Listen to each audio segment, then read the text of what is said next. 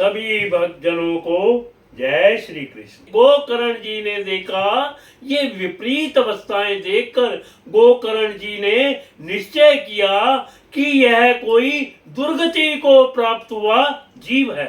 तब उन्होंने उससे धैर्य पूर्वक पूछा। गोकर्ण जी ने कहा, तू कौन है? रात्रि के समय ऐसे भयानक रूप क्यों दिखा रहा है? तेरी यह दशा कैसे हुई? हमें बता तो सही। तू प्रेत है, पिशाच है या कोई राक्षस है? सूत जी कहते हैं, गोकर्ण के इस प्रकार पूछने पर वह बारंबार जोर जोर से रोने लगा। उसमें बोलने की शक्ति नहीं थी, इसलिए उसने केवल संकेत मात्र किया। तब गोकर्ण जी ने अंजलि में जल लेकर उसे अभिमंत्रित करके उस पर छिड़क दिया। ततो आंजलो जलो कृत्वा गोकर्ण सुतो मुदेर्यता तस्य कात् पापो वसो प्रकृतो मुपचक्रमे। इससे उसके पापों का कुछ शमन हुआ और वह इस प्रकार कहने लगा। प्रेत बोला, अहम भ्रातात्वादिरियो अस्मि धुंधकारितम नामता सबकीने दोषणे भ्रमतवा नास्ति मया। मैं तुम्हारा भाई हूँ, मेरा नाम धुंधकारी है। मैंने अपने ही दोष से अपना ब्राह्मण तत्व नष्ट कर दिया।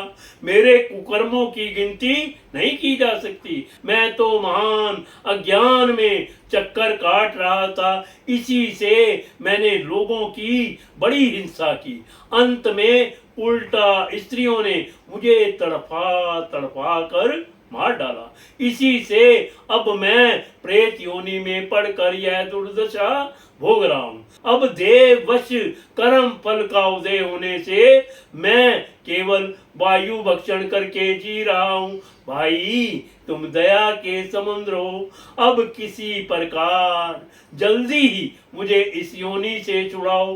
गोकर्ण जी ने धुंधकारी की सारी बातें सुनी और तब उससे बोले, भाई, इस बात का बड़ा आश्चर्य है। मैंने तुम्हारे लिए विधि पूर्वक गया जी में पिंडदान किया, फिर भी तुम प्रेत योनि से मुक्त कैसे नहीं हुए?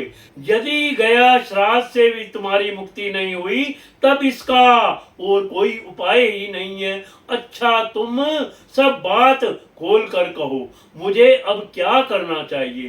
प्रेत ने कहा, मेरी मुक्ति सैकड़ों गया श्राद्ध करने से भी नहीं हो सकती। अब तो तुम इसका कोई और उपाय सोचो। प्रेत की यह बात सुनकर गोकर्ण को बड़ा आश्चर्य हुआ। वे कहने लगे, यदि सैकड़ों गया श्राद्धों से भी तुम्हारी मुक्ति नहीं हो सकती, तब तो तुम्हारी मुक्ति असंभव ही है। अच्छा, अभी तो तुम निर्भय होकर अपने स्थान पर रहो। मैं विचार करके तुम्हारी मुक्ति के लिए कोई दूसरा उपाय करूंगा। गोकर्ण की आज्ञा पाकर धुंधकारी वहां से अपने स्थान पर चला गया। इधर गोकर्ण ने रात भर विचार किया, लेकिन उन्हें कोई उपाय नहीं सूझा। प्रातः काल उनको आया देख लोग प्रेम से उनसे मिलने आए। तब गोकर्ण ने रात में जो कुछ जिस प्रकार हुआ था वह सब उन्हें सुना दिया। उनमें जो लोग विद्वान, योगानिष्ठ, ज्ञानी और वेदज्ञ थे, उन्होंने भी अनेकों शास्त्रों को उलट पलट कर देखा, तो भी उसकी मुक्ति का कोई उपाय ना मिला।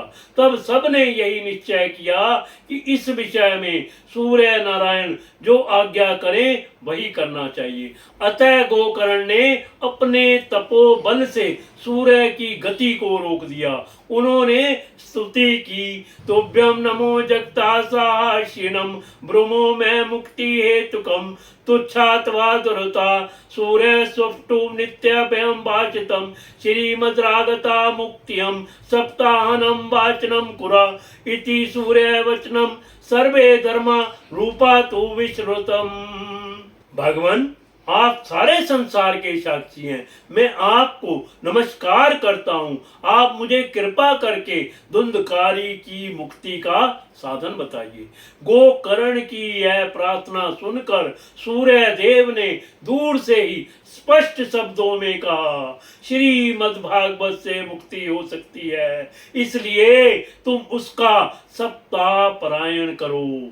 सूर्य का यह धर्ममय वचन वहां सभी ने सुना। तब सबने यही कहा कि प्रत्यनशील यही करो। है भी यह साधन बहुत सरल, अतः गोकर्ण जी भी तदनुसार निश्चय करके कथा सुनाने के लिए तैयार हो गए।